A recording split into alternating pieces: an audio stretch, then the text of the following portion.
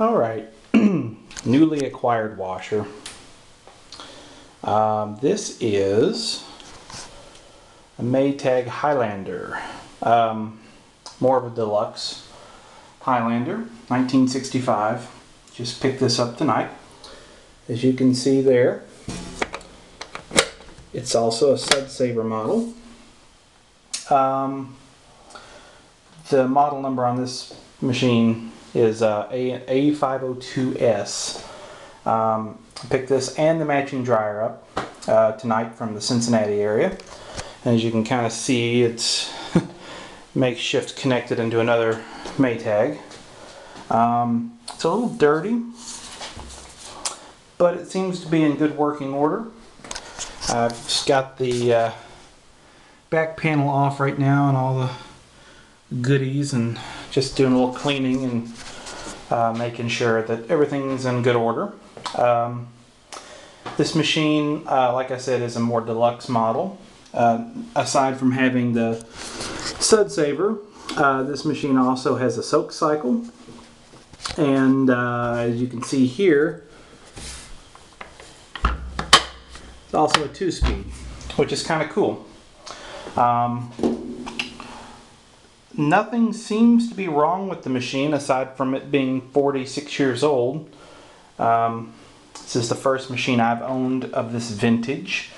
The piled up Maytag set over here, which I had to move to make room for this. Those are 1976 and 1979 models.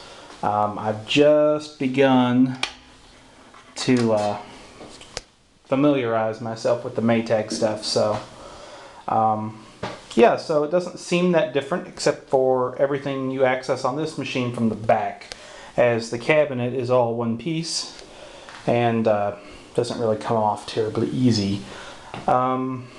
This machine, I've got some rags and leaves apparently, stuff in here, just washing. This machine has a nasty lint filter, but it has the black Bakelite agitator, and it is easily removable. I did take it out earlier just to make sure that it wasn't seized in the shaft or anything.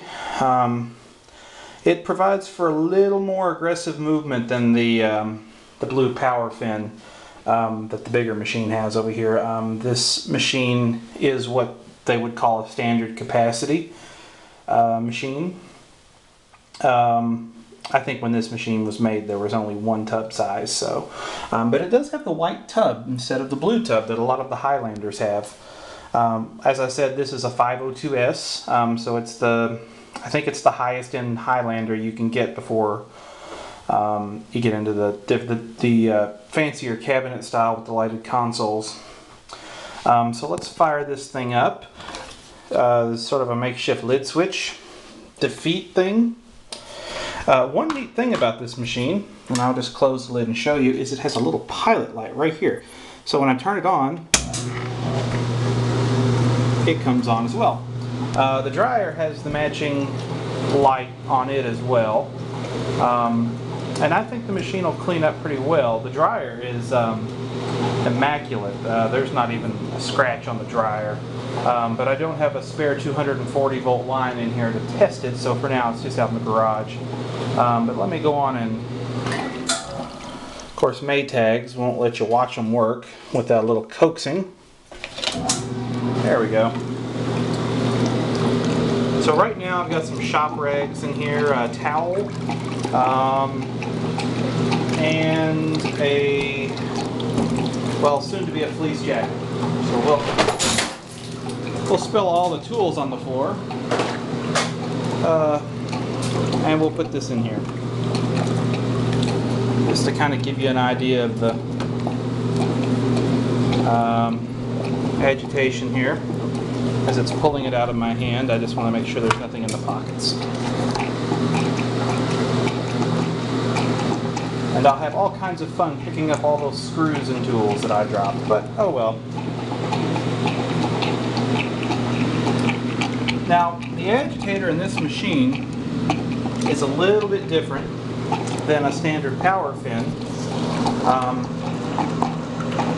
because the agitator in this machine actually has multiple pieces in the actual agitator itself. The Bakelite agitators in these older machines have a baffle in them, which is actually what activates the lint filter, so it actually pushes water up through the agitator, which makes for a much more effective lint filter. Some people argue that Maytag lint filters don't do much anyway. The one on the power fin machine seems to work alright. This one, I'm told, is actually a much more aggressive lint filter. Right now this one's not, because it's pretty much clogged all the way around, but I'll eventually get to this, taking this off and cleaning it. But if we take this off, you can kind of see in there the currents, and you can also see that it's pretty much completely stopped up. And that's what the popping sound that you're hearing is, and actually got the little dispenser cup here, so it'll kind of mute a little of the sound. But the machine's not very heavily loaded right now, but it has good turnover. I guess I could put something else in here. I've got an old pair of shorts here.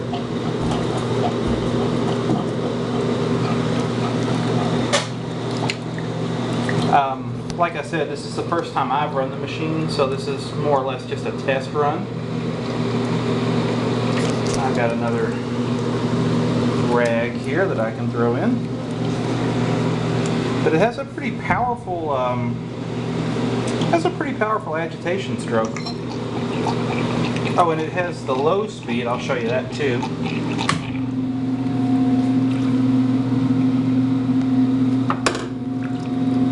And there's some leaves in this tub from when I picked it up.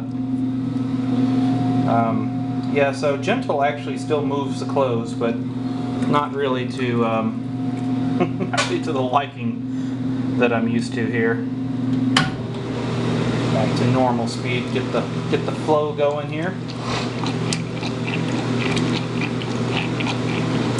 From what I understand, some of these machines, the lower end ones, actually had an agitator in them, very similar to the Maytag Ringers, a very narrow post agitator.